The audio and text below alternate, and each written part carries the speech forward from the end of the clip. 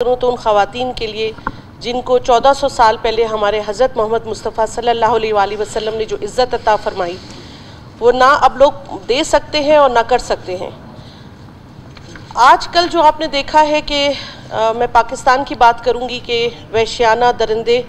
खुलेआम फिर रहे, जो मासूम बच्चों के साथ भी ज़्यादती हो रही है, ख़वातीन के साथ भी हो रही है, कत्ल भी किया जा रहा है बहुत सारी ख़वातीन को। तो मेरा ख्याल है कि जब तक हम इन सज़ाओं को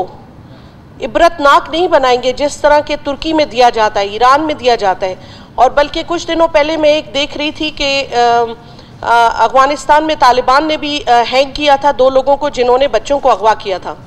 तो अगर ये कल भी नवाकिली में एक बच्ची के साथ ज़्यादती हुई, लास्ट वीक में भी हुई, तो कब तक हम लोग इस तरह रहमदिली दिखाएंगे कि उनको सिर्फ चंद सालों की सज़ा हो जाए, जबकि एक पूरे ख़ानदान की ज़िंदगी बर्बाद हो जाती है जब किसी बच्ची के साथ ज़्यादती होती है या किसी खातून के साथ ज़्यादती होती है। वो दर्द और वो कर्ब महसूस करने की ज़रूरत है हम सबको, और एक सख्त इक़दाम उठाने की ज़रूरत है कि इनको वही सज़ाएँ दी जाएँ। अभी सऊदी में एक बच्ची के साथ ज़्यादती हुई तो 7 लड़के मुलव्वस थे, गैंग रेप था जिसमें उन्होंने 7 के सर कलम किए, वो वीडियो भी वायरल हुई है।